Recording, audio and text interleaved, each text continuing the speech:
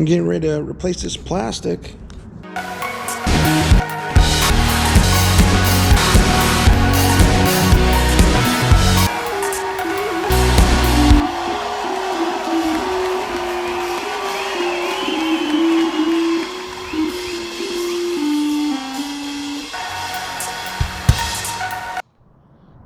Okay, and for all those people that are saying I'm crazy about the buildup of moisture at the very bottom, look at that. You can see the water spots.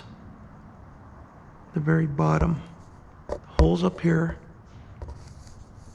Water buildup down here.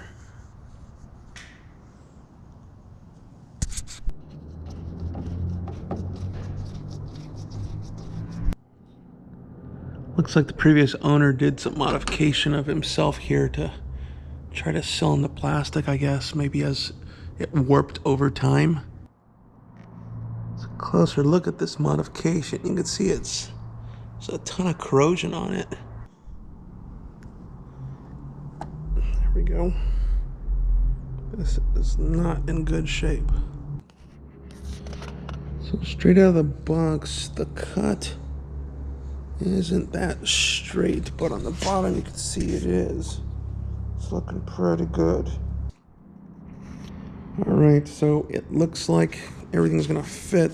I thought it would be more difficult to get these old gaskets off, but they are so old that they peel off pretty easy, so awesome. That's good. Okay, so I got the gasket off. It's pretty easy to do, actually. I think there's some benefit to it being so old where it just scrapes right off very easily. I've placed the plastic on top. I've used a ballpoint pen, not necessarily to mark it, but to depress. And you probably can't see it. Maybe you can see it right there in the reflection. But where the hole is supposed to be, I just made a little dimple in the plastic, and those are my slots. So I'd be complaining about the cut because I don't really need to cut anymore, but it isn't straight. But I got it on sale, and I'm not going to complain. All right, so I went through with a 1/16. I'm going to try now, go a little bit larger, 7/64.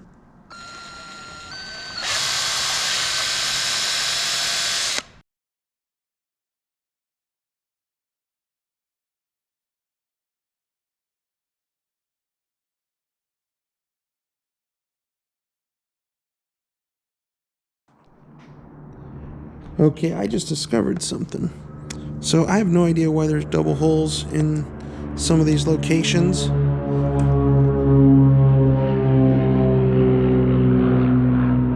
for that Bonanza to stop interrupting.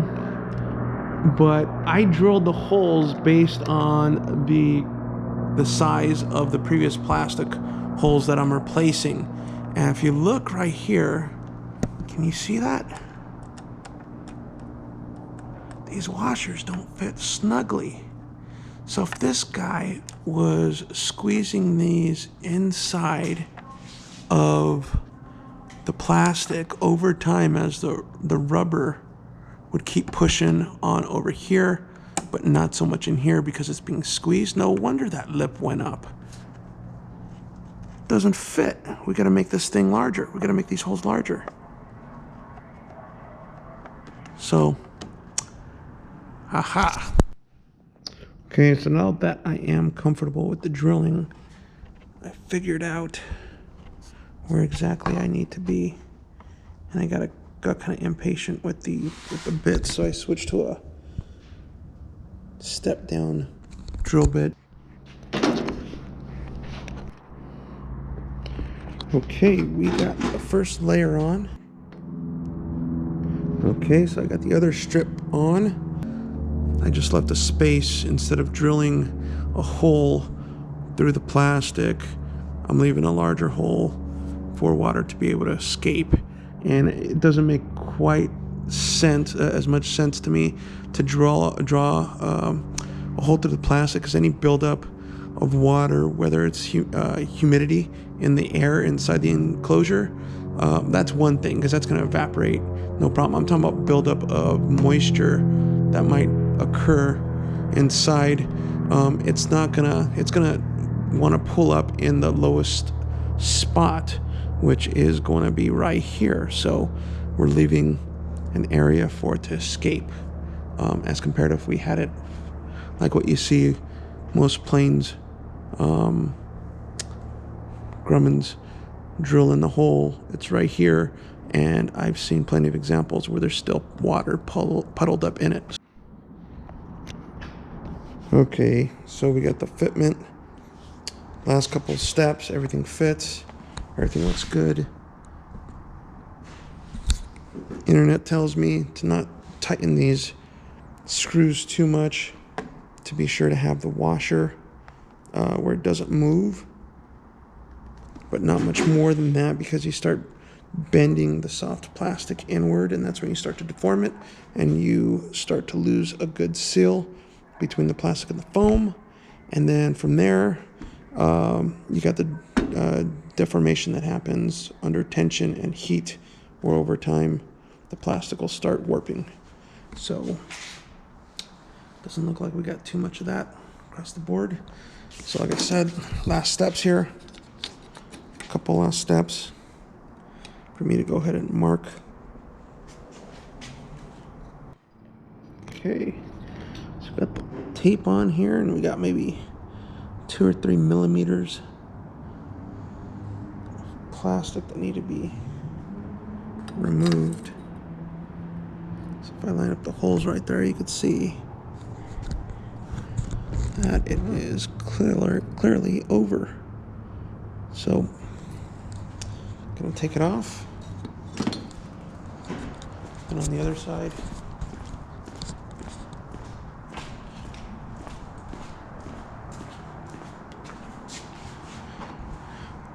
this guy is actually about the same. So it looks like it was well intentioned when they cut these things, but they didn't hold into account this visor.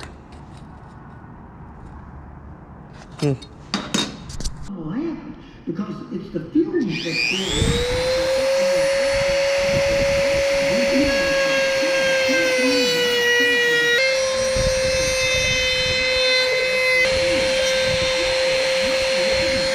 years old on a truck with 130,000 miles. Well, they appear to some deteriorate rubber and start to crack and crack. I don't care about the old dog, but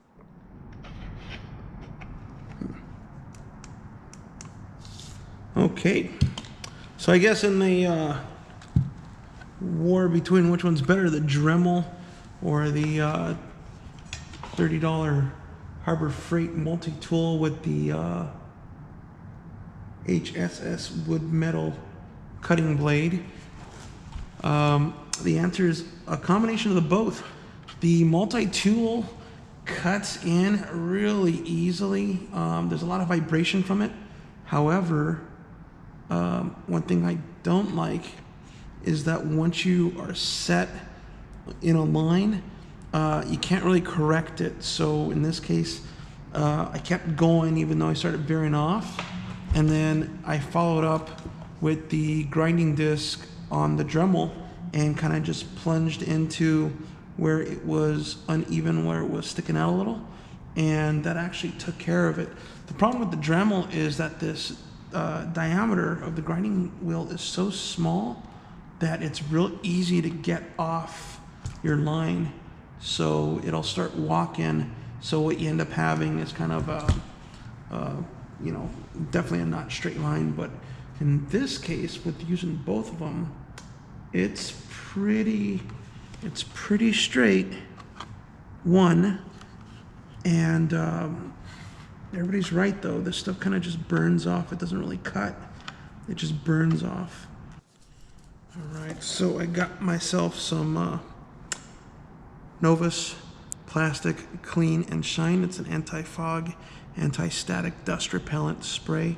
So you're going to use this for the inside of the lens to prevent dust and debris buildup due to static, which is, I don't know about everybody else, but it happens once in a while. I'll notice kind of buildup of lint inside, and I don't know why. So that's just for the inside.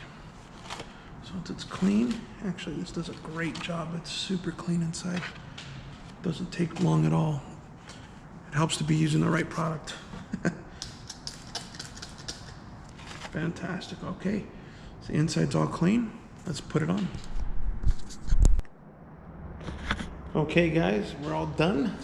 And so just for reference, here's my light. This is the old one. Look, not too bad on the bottom, but just completely discolored on top and warped. If you look at the plastic, you can see how it's been warped. The Southern California sun has not been nice to it. And here's the finished product. What a difference, eh? Do a side-by-side comparison. Holy cow. Cue the EDM music. That's license free.